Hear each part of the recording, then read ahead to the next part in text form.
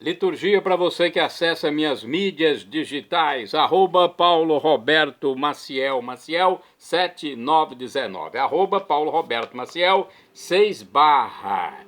Eu sempre transmito de forma antecipada a liturgia para você.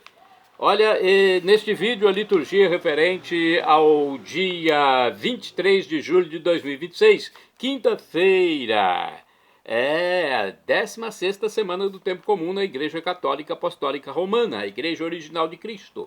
O ano litúrgico é o A, a cor dos paramentos litúrgicos é verde. No rito temos a missa escolha. Atenção, presidente da celebração, você pode optar por uma missa em homenagem a Santa Brígida, religiosa. Aí a memória é facultativa e a cor é branca. A primeira leitura é a leitura do livro do profeta Jeremias, capítulo 2, versículos do 1º ao 3º, 7º ao 8º e 12 ao 13. A palavra do Senhor foi-me dirigida dizendo: vai e grita aos ouvidos de Jerusalém, isto diz o Senhor, lembro-me de ti, da afeição da jovem, do amor da noiva, de quando me seguias no deserto, numa terra inculta. Israel, consagrado ao Senhor, era como as primícias de sua colheita. Todos os que dele comiam pecavam, males caíam sobre eles, diz o Senhor.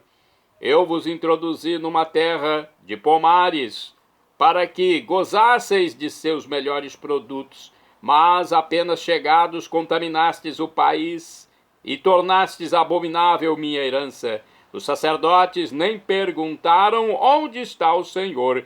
Os versados na lei não me reconheceram, e os chefes do povo voltaram-me as costas. Os profetas profetizaram em nome de Baal e correram atrás de coisas que para nada servem. Os céus, espantai-vos diante disso, enchei-vos de grande horror, diz o Senhor. Ó céus, espantai-vos diante disso, enchei-vos de grande horror, diz o Senhor. 2 pecados cometeu o meu povo, abandonou-me a mim, fonte de água viva, e preferiu cavar cisternas defeituosas que não podem reter água. Palavra do Senhor, graças a Deus. Agora o Salmo responsorial é o 35 na Bíblia Vulgata, ou 36 na de Jerusalém. Versículo 6 ao 7º, AB, 8º ao 9º, 10º ao 11º, e o refrão é o 10º A. Em vós está a fonte da vida, ó Senhor. Repitamos: em vós está a fonte da vida, ó Senhor. Vosso amor chega aos céus, ó Senhor, chega às nuvens a vossa verdade. Como as altas montanhas eternas é a vossa justiça, Senhor. Em vós está a fonte da vida, ó Senhor. Quão preciosa é, Senhor, a vossa graça! Eis que os filhos dos homens se abrigam sob a sombra das asas de Deus. Na abundância de vossa morada eles vêm saciar-se de bens. Vós lhes dais de beber água viva na torrente das vossas delícias. Em vós está a fonte da vida, ó Senhor. Pois em vós está a fonte da vida, e em vossa luz contemplamos a luz. Conservai aos fiéis vossa graça, e aos retos a vossa justiça. Em vós está a fonte da vida, ó Senhor. Repitamos: em vós está a fonte da vida, ó Senhor. Vamos ao Evangelho agora, escrito por São Mateus, capítulo 13, versículos do 10º ao 17. Aleluia, aleluia, aleluia, aleluia. Aleluia, aleluia, aleluia, aleluia. Graças te dou, ó Pai, Senhor do céu e da terra, pois revelastes os mistérios do teu reino aos pequeninos, escondendo-os aos doutores. Aleluia, aleluia, aleluia, aleluia, aleluia, aleluia, aleluia, aleluia. O Senhor esteja convosco, Ele está no meio de nós. Proclamação do Evangelho de Jesus Cristo, segundo São Mateus. Glória a vós, Senhor. Pelo sinal da Santa Cruz, purificai, Senhor, minha mente, meus lábios e meu coração, para ouvir vossa palavra e colocá-la em prática na minha vida.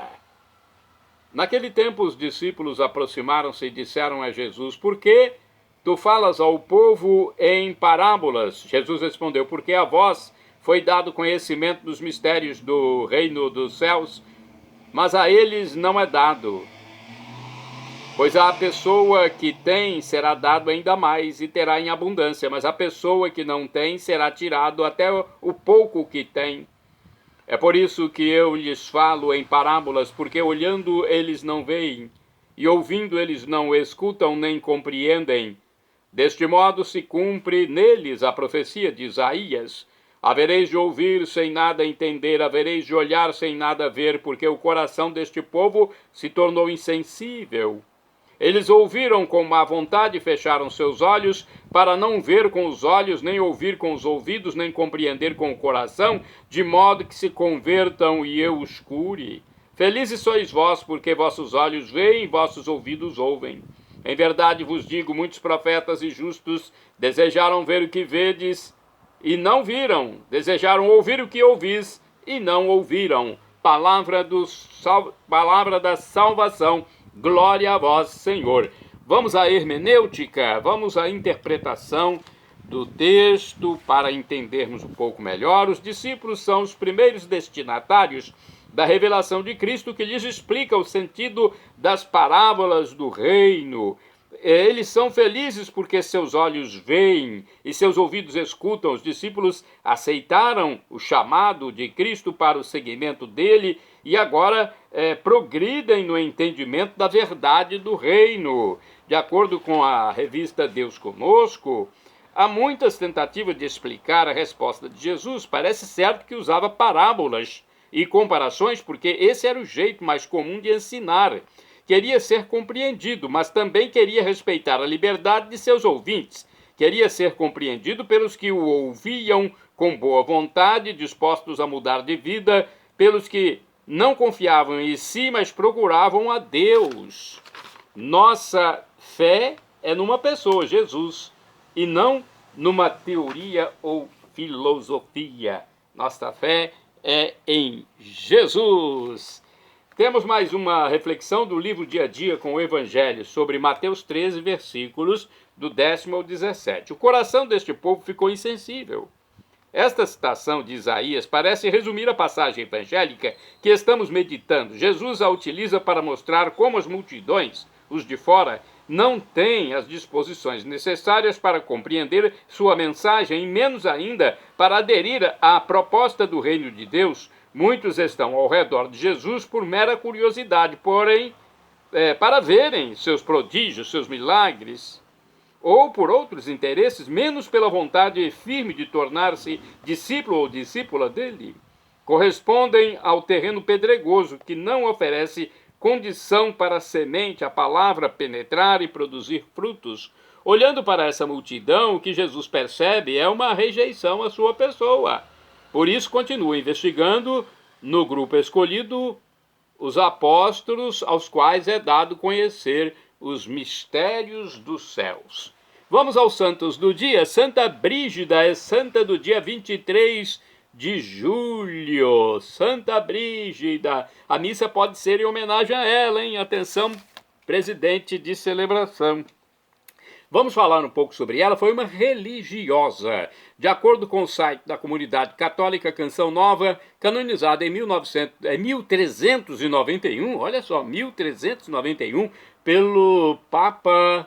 Vamos ver qual foi o Papa. Estou pesquisando agora neste momento para passar para vocês o Papa que canonizou Santa Brígida. Foi o Papa Bonifácio IX. Santa Brígida é a padroeira da Suécia. Em 1999 foi declarada também copadroeira da Europa por São João Paulo II. Brígida, quando criança, tinha certamente um caráter forte e decisivo. Pertencia a uma família aristocrática, embora sentisse a vocação religiosa, aceitou casar-se com Ulfio, governador de um importante distrito do Reino da Suécia, a pedido de seu pai. A primeira parte de sua vida, marcada por uma grande fé, foi dedicada a um casamento feliz, do qual nasceram 8 filhos. Um deles, Catarina, que a seguiu até Roma. Uma filha, então, Catarina, seguiu até Roma e foi canonizada. Junto com seu marido, adotou a regra das terciárias franciscanas e fundou um pequeno hospital. Guiada por um erudito religioso, estudou a Bíblia a ponto de ser apreciada por sua pedagogia. Por isso, foi convocada pelo rei da Suécia para encaminhar a jovem rainha à cultura sueca.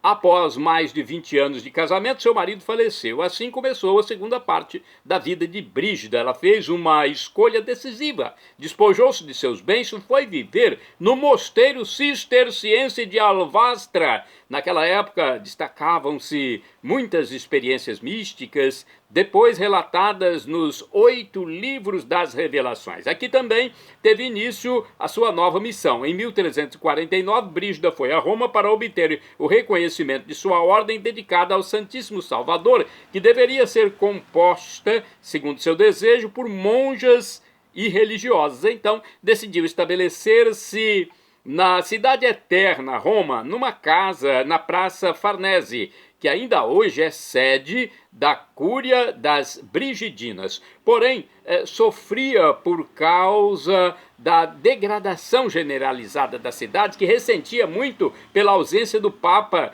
que na época vivia em avião. O ponto alto de sua missão, como o de Santa Catarina de Sena, sua contemporânea, era pedir ao Papa para voltar ao túmulo de Pedro. Seu único remorso foi o fato do Papa não ter ficado definitivamente em Roma. Na verdade, em 1367, o Papa Urbano V havia voltado, mas foi apenas por um breve período.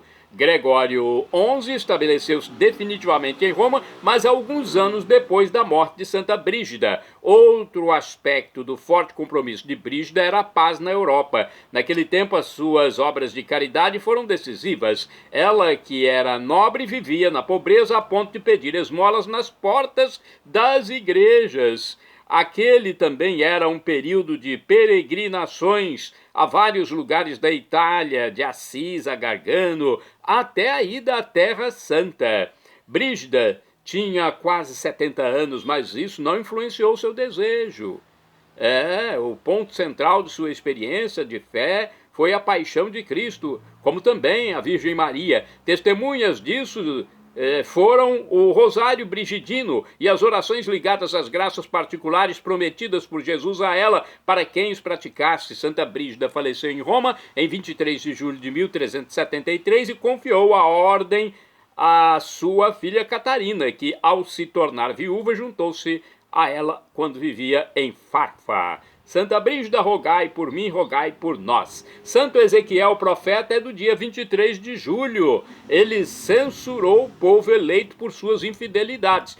Profetizou a destruição de Jerusalém e a deportação para a Babilônia. São João Cassiano é santo do dia 23 de julho, foi presbítero, ou seja, padre. Morreu mais ou menos no ano 435, após ter sido monge na Terra Santa e eremita no Egito. Fundou em Marsella. Atenção, vamos ver aqui o que ele fez em Marsella, que fica na França, hein? Ele fundou no Egito, fundou em Marsella, depois de ser eremita no Egito, a Abadia de São Vítor, composta de 2 comunidades, uma masculina e outra feminina. Escreveu as instituições monásticas e as conferências. São Valeriano de Simies, bispo, é santo do dia 23 de julho. São Valeriano morreu mais ou menos no ano 460. Foi um monge nomeado bispo de Léris, na França, pôs por escrito o exemplo de vida de vários santos para a edificação dos religiosos e do povo em geral. Bem-aventurada do dia 23 de julho é a Beata Joana Virgem. Foi de 1306. A sua morte foi datada em 1306. Foi uma religiosa das Irmãs de Penitência de São Domingos, em Orvieto, na Itália. Foi uma ardorosa defensora e devota da paixão do Senhor. Carmo, durante 20 anos, restaurou a observância da regra dos conventos da ordem. Obteve do Papa Clemente V a ereção canônica da 2ª e da 3ª ordem carmelita. Temos aqui também Um bem-aventurado do dia 23 de julho, Beato Pedro Ruiz de los Paños, presbítero e mártir, morreu em 1936, diretor-geral da Irmandade dos Sacerdotes Operários Diocesanos e fundador do Instituto das Discípulas de Jesus. Foi martirizado em Toledo, na Espanha. Bem-aventurado do dia 23 de julho é o Beato Cristino Gondek. É um presbítero, é um padre e mártir, morreu em 1942. Foi um franciscano polonês, enviado ao campo de concentração de Dachau, na Alemanha, onde morreu por causa dos tormentos sofridos. Bem-aventurado do dia 23 de julho é o beato Basílio Hopko. Foi bispo e mártir, morreu em 1976. Foi bispo auxiliar de Prešov, encarcerado e submetido a torturas pelo governo da Eslováquia. Contraiu a grave enfermidade que o levou à morte. Olha, o beato é quando se está a um degrau da canonização. Falta pouco, apenas acontecer um milagre para que haja a canonização, a cerimônia presidida pelo Papa. Shalom Adonai é uma expressão hebraica que significa paz de Deus, é o que eu desejo para todos vocês. El Shaddai, também do hebraico, significa Deus onipotente, Deus todo-poderoso. Ele proverá aquilo que você deseja se for para o seu bem. O professor e escritor de mais de 100 livros da Igreja Católica, Felipe Rinaldo Queiroz de Aquino, em seu canal no YouTube, diz que Deus pode nos dar uma dessas 3 respostas quando pedimos algo. Sim, não ou espere. Qualquer das 3 devemos acatar. Afinal de contas, vem de Deus. E Deus é onipotente, onisciente, onipresente. E agora eu clamo Maranatá, como dizemos nós católicos, ou Maranata, como dizem nossos irmãos separados das comunidades evangélicas. Não tem problema.